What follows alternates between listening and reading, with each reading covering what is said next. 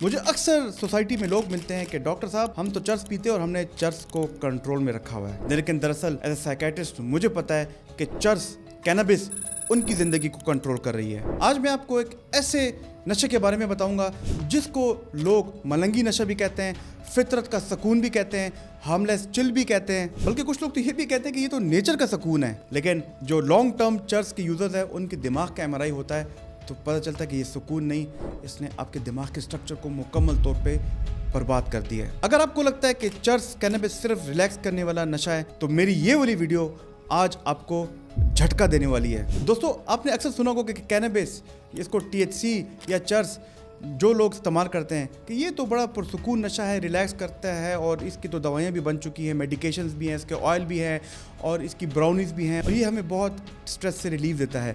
लेकिन मैं आपको बताऊं कि फिर वही शख्स रात को उसको पैनिक अटैक्स होते हैं, उसको एंग्जाइटी के अटैक्स होते हैं, शदीद घबराहट में चला जाता है और उसको बाद में पैरानॉइड डिल्यूजन होते हैं, यानी कि उसको शक की बीमारी होती है। उसको लगता है कि उसकी बेगम उसके खिलाफ है, उसके घर वाले उसके खिलाफ हैं, उसको कभी कभी ये भी लगता है कि उसके खिलाफ एजेंसीज लग चुकी हैं। इसको हम पैरानॉइड डिल्यूजन भी कहते हैं, जो कि बाद में स्किज़ोफ्रेनिया में बदल जाती है और वो बंदा फिर मुकम्मल अंधेरों में खो जाता है। ये वीडियो मैंने उन सब के लिए बनाई है जो समझते हैं कि चर्स या कैनबिस से कुछ नहीं होगा, बल्कि ज़्यादातर लोग ये कहते हैं कि बस 1 या 2 पफ इससे तो कुछ भी नहीं होता। आज इस वीडियो में बताऊंगा कि चर्स असल में इंसान को, स्पेशली उसके दिमाग को कैसे तबाह करता है, किस तरह से ये इंसान के सुकून को आहिस्ता आहिस्ता डैमेज करता है, बर्बाद करता है। और सबसे बड़ी बात, अगर आपको कोई अपना इस नशे का शिकार है और वो कहता है मैं तो सिर्फ रिलैक्सिंग के लिए ये नशा इस्तेमाल करता हूँ, इसका मतलब वो बुरी तरीके से इसमें फंस चुका है। और सबसे आखिर में मैं इस वीडियो में बताऊंगा कि कैसे इस नशे से साइंटिफिकली रियल बेस सोल्यूशन पे इस नशे से हम छुटकारा हासिल कर सकते हैं। और मैं दावे से कह सकता हूँ जब ये वीडियो आप पूरी देखोगे तो चर्स कैनबिस आपको कभी भी नेचर का सुकून या फितरत का गिफ्ट नहीं लगेगा। दोस्तों, मेरा नाम प्रोफेसर डॉक्टर अली मुफ्ती है, मैं एक कंसल्टेंट साइकियाट्रिस्ट हूँ। 18 साल से मैं साइकियाट्री की प्रैक्टिस कर रहा हूँ और मेरे तकरीबन 60-65% जो मरीज़ हैं उनकी अगर हम कॉज देखें तो वो चर्स पीने के साथ जुड़ी हुई हैं। यहाँ पे मैं आपको इतनी बड़ी बात कर रहा हूँ। यहाँ पे मैं ये भी बता चलूँ कि हम ये वीडियो जो बनाते हैं, अगर आपको पसंद है तो उसको लाइक, सब्सक्राइब, शेयर ज़रूर कीजिएगा और अगर आपको कोई कमेंट है तो हमें नीचे ज़रूर कमेंट बॉक्स में दीजिएगा। पहले तो हम देखते हैं कि कैनबिस चर्स ये प्लांट है क्या। तो कैनबिस को सोच समझिए कि ये एक पौधा है, इस पौधे के हिस्से हैं। एक इसका स्टिक है, इसकी शाख है और वो एक उसके शाख से पत्ते निकले हुए हैं। इस पौधे के अंदर एक कंपाउंड होता है जिसको THC टेट्राहाइड्रोकैनाबिनोल कहते हैं। ये वो चीज़ है, ये वो एक्टिव कंपाउंड है जो कि चर्स या कैनबिस पीने के बाद इंसान को किक देती हैं, हाई करती हैं। ये कैनबिस की मुख्तलिफ इकसाम में मुख्तलिफ मिकदार में पाया जाता है। चर्स की एक ख़ास किस्म है, उसे कहते हैं वीड। वीड को लोग गांजा भी कहते हैं और वीड कैनबिस प्लांट का वो सूखा हिस्सा है, वो सूखे पत्ते हैं जिसे लोग ड्राई करके लोग स्मोक करते हैं और उसमें THC जो कि एक्टिव कंपाउंड है, जो कि आपको किक देता है, उसकी मिकदार थोड़ी कम होती है। लेकिन उसके बाद आता है हशीश। हशीश को लोग हैश भी कहते हैं। ये चर्स की जो शाख होती है उससे निकलने वाला एक ख़ास स्टिकी कंपाउंड होता है, ख़ास लिक्विड होता है, उससे हैश बनता है। और ये वीड गांजा से बहुत ज़्यादा तेज़ होता है क्योंकि इसमें THC की मिकदार बहुत ज़्यादा होती है। और याद रखें, लोग हैश, हशीश को मुख्तलिफ तरीके से यूज़ करते हैं, पी के भी करते हैं, शीशे में भी करते हैं और लोग इसके ब्राउनीज़ या लोग इसके कुकीज़ या और सूरतों में भी इसको खाते हैं। इसके बाद हमारी साउथ एशिया की आती है लोकल मेड कैनबिस, जिसे चर्स भी कहते हैं और कुछ लोग तो इसे ब्लैक गोल्ड भी कहते हैं। ये पाकिस्तान, इंडिया, अफ़गानिस्तान यहाँ पे बहुत पाई जाती है। ये भी कैनबिस पौधे की शाख से निकला हुआ जो स्टिकी पार्ट है उसको बहुत ज़्यादा ड्राई किया जाता है। उसको ड्राई करके उसके साथ लोकल कैनबिस के पत्ते मिलाए जाते हैं, जो उसकी पौधे में पत्ते हैं।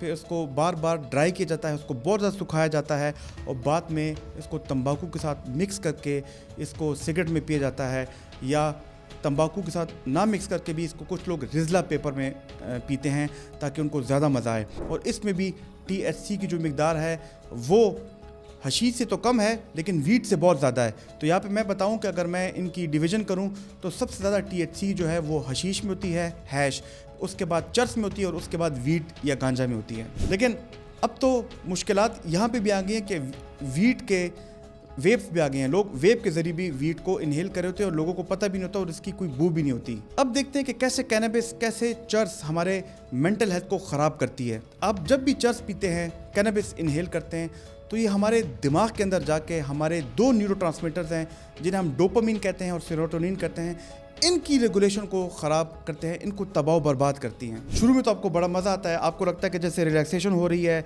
बहुत ज़्यादा स्ट्रेस है वो ख़त्म हो गया है, बल्कि कुछ लोग तो ये भी कहते हैं कि डॉक्टर साहब हमारा तो इससे फोकस बढ़ जाता है, हम क्यों ये ना पिए।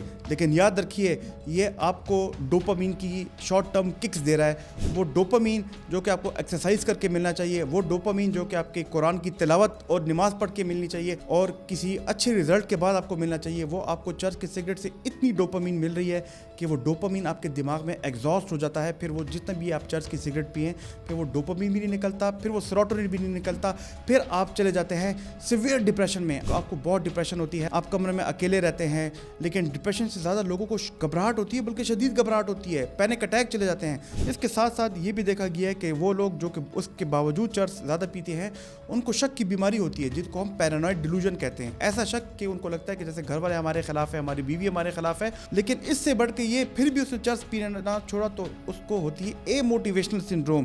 और ए मोटिवेशनल सिंड्रोम तब होती है जब चर्च की लॉन्ग टर्म अब्यूज़र अपने दिमाग का MRI स्कैन करवाए तो उसके दिमाग के हिस्से में एक नेगेटिव तब्दीली आती है, आपके दिमाग की साख्त, उसका स्ट्रक्चर तब्दील हो जाता है और बंदा सारी ज़िंदगी के लिए ए मोटिवेशनल सिंड्रोम में चला जाता है। और याद रखें कि साइंस कहती है, कितने ज़्यादा रिसर्च आर्टिकल्स आ चुके हैं कि चर्च कैनबिस आपके दिमाग के एक एरिया है जिसको हम हिप्पोकैम्पस कहते हैं, जो कि आपकी मेमोरी के लिए रिलेटेड है, उसको ख़राब करती है, उसको डैमेज करती है। इसके अलावा चर्च आपके फ्रंटल लोब आपके दिमाग का फ्रंटल हिस्सा है। अगर मैं आपको दिमाग के इस इमेज में बताऊं तो ये आगे वाला हिस्सा है, ये आपकी डिसीजन मेकिंग में काम करता है, आपकी एग्जीक्यूटिव प्लानिंग में काम करता है, आपको रोज़मर्रा की ज़िंदगी में जो फैसले करने होते हैं, जो क्विक फैसले करने होते हैं, आपके जो बेहतरीन मैथमेटिक टास्क और जो बिजनेस में सडन फैसले करने होते हैं उसमें मदद देता है।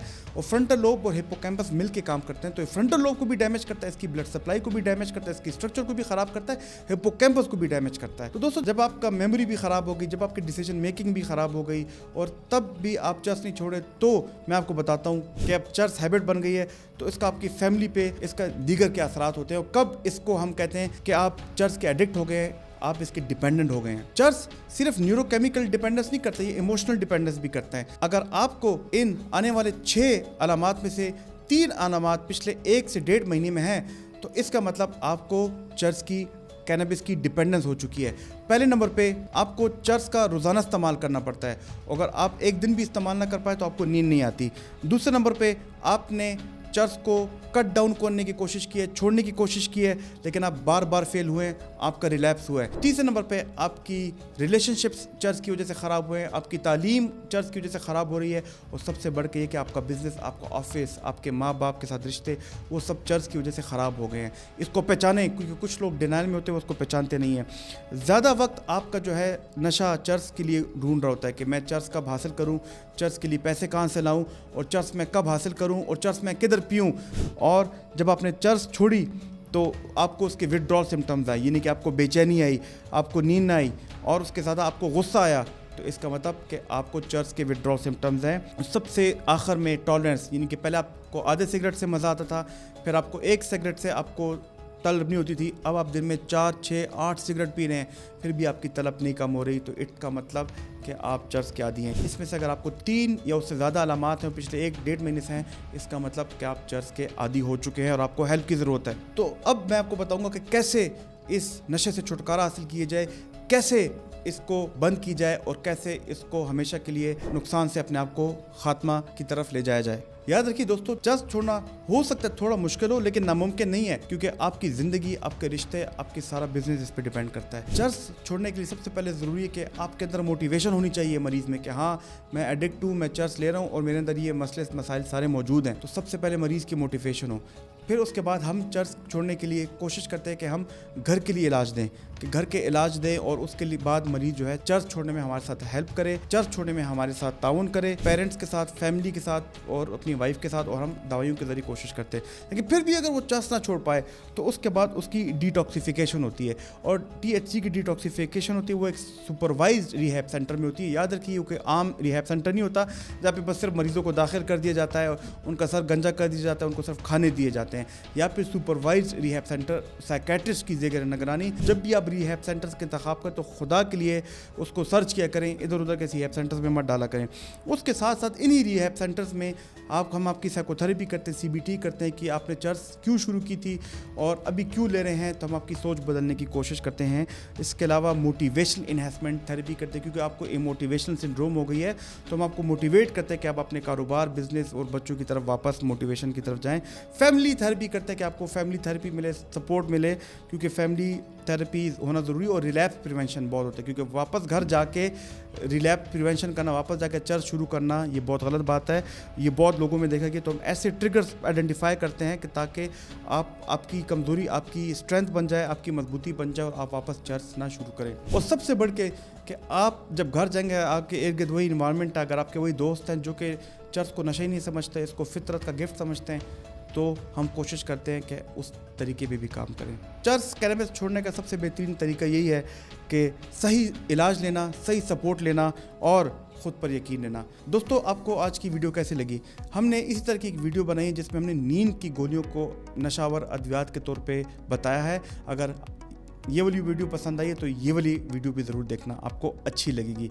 अगर आप यहाँ तक पहुँच चुके हैं तो दोस्तों हमारे चैनल को लाइक, कमेंट और सब्सक्राइब ज़रूर कीजिएगा। अगर आपको कोई सवाल हो तो हमें कमेंट बॉक्स में ज़रूर बताइएगा। मेरी कोशिश है कि इन वीडियोज़ के ज़रिए आपके अंदर साइकोलॉजिकल रेजिलियंस लाऊँ और मेंटल हेल्थ अवेयरनेस लाऊँ। अल्लाह ताला आपका हामी नासिर हो। शुक्रिया।